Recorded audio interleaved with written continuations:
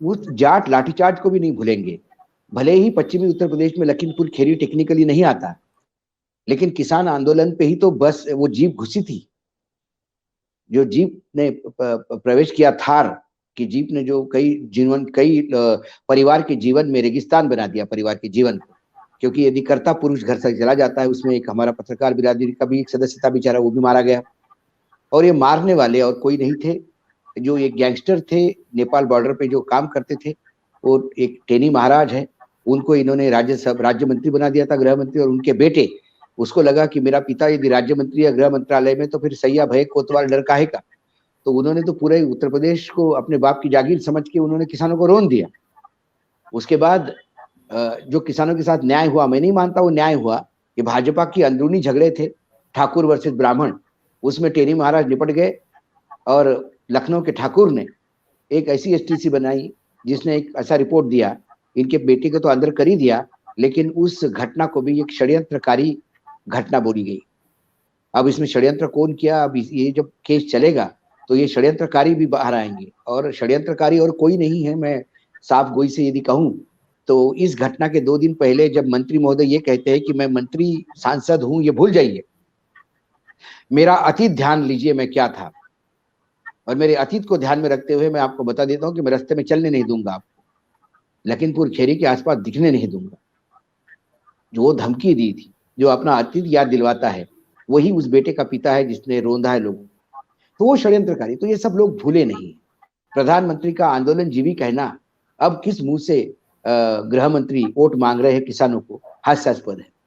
एक तरफ किसानों को गाली देते हो, दूसरी तरफ कहते हो कि हम उनको 6,000 रुपए दे रहे हैं, और 6,000 रुपए के भीख देकर आप किसानों के मत यदि खरीदना चाहते हो। तो ये किसान आंदोलन खत्म हुआ ऐसा उनको लगा, किसान वापस आ गए, रास्ते खुल गए, सब कुछ अपने जगह पे हो गया। लेकिन 700 किसानों की शहादत, इसका जो घाव है वो अभी सूखा नहीं, और वो सूखेगा नहीं।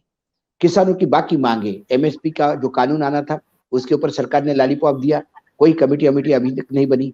किसानों की एमएसपी को लेके एमएसपी कही जाती है, एमएसपी थी, एमएसपी है और एमएसपी रहेगी, ऐसा बड़ा घोष वाक्य पार्लियामेंट में करने वाली सरकार वर्तमान में पूर्वांचल से लेके कई अवध से लेके कई एरिया में जहां धान की खेती होती है, वहां किसान आज सरकारी खरीदी के लिए परेशान है।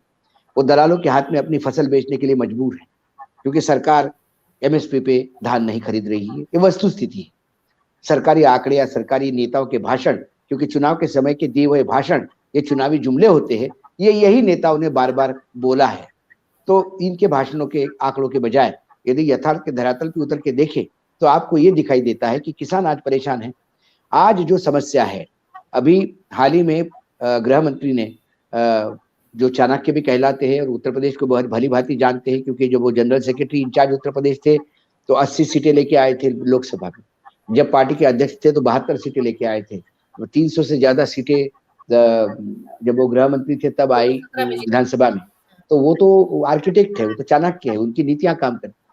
उन्होंने जाटों के 253 लोगों को एक मीटिंग ली 26 जनवरी को दिल्ली में, और परवेश नहीं मैं बता रहा हूँ, मैं बता रहा हूँ, वही उसी पे आ रहा हूँ ममता जी। मैं वो तथाकथित जाट नेता जो सुबह से लेके सारे गोदी चैनल लगातार बता रहे थे कि 153 जाट नेता आ गए, मुझे लगा कि अब ये है टोटल कितने, ये जो पश्चिमी तो जहाँ जाट बहुल जिले है वो टोटल 8-10 है। उस 8-10 जिलों में से यदि आप मानिए 253 जाट नेता आ गए तो इसका मतलब पूरा जाट ही आ गया, बचता क्या है अखिलेश जी के पास, और फिर क्यों लड़ रहे हैं जयंत चौधरी।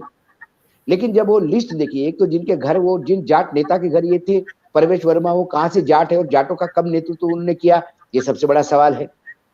उसके बाद उनके यहाँ जो 53 लोग आए थे, उसमें जिसकी अध्यक्षता सदारत करने के लिए जिसको बुलाया गया था कि आओ भाई आप बैठो जरा इधर सदारत करने, तो जिसको चेयर दी थी वो साहब जो है वो अपने पत्नी को जिला परिषद का चुनाव नहीं जितवा पाए, जिला पंचायत का हाल ही में हुए लोकसभा में। मतलब एक 253 लोगों की कार्यक्रम की अध्यक्षता करने वाले आदमी की पॉलिटिकल औकात इतनी थी कि वो अपने पत्नी को लोकल सेल्फ बॉडी यानी जिला पंचायत का चुनाव नहीं जितवा पाया, जो चुनाव मात्र सेकंड लहर मतलब 6-7 महीने पहले हुए। एक जो नेता थे उसमें जाट नेता तथाकथित, वो ग्रेटर नोएडा में किसी लायंस या जायंट्स क्लब के प्रेसिडेंट है, वो भी आए थे।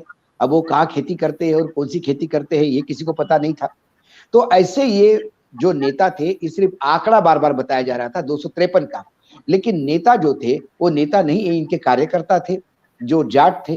तो मैंने तो हमेशा कहा कि हर यादव मुलायम नहीं होता और हर पवार शरद नहीं होता, शरद पवार नहीं होता हर पवार, और हर वानखेड़े स्टेडियम का मालिक नहीं नहीं तो होता। तो ये जो है, किसी भी वानखेड़े के सर पे हाथ रख के आप कहो कि वो क्रिकेट का एक पास लेके आऊंगा मैं, अशोक वानखेड़े से बात होगी, तो ये नहीं मिलेगा। ऐसे किसी भी जाट को खड़ा करके आपने बोला है जाट नेता है तो नहीं होगा। यदि 253 जाट नेता इनके साथ है तो मुझे नहीं लगता कि गृह मंत्री को स्वयं गांव गांव जाके, घर घर जाके पर्चा बांटना पड़ा। वो भलाई थूक लगा के पर्चा बांटे या पानी लगा के पर्चा बांटे, लेकिन पर्चा तो बांट रहे हैं। और यो जो दिखा रहे हैं, तो क्या ये इनकी मजबूरी हो गई, क्या ये बैकफुट पे आ गए?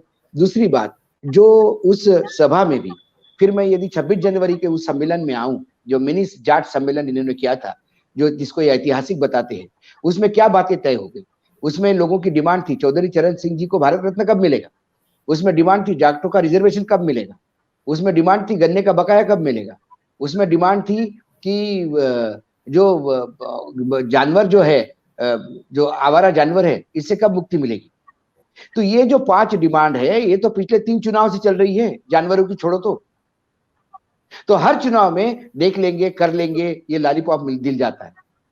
तो जाट जितना ताकत से इनके साथ है, उतने ही ताकत से जाट अलग हो गया।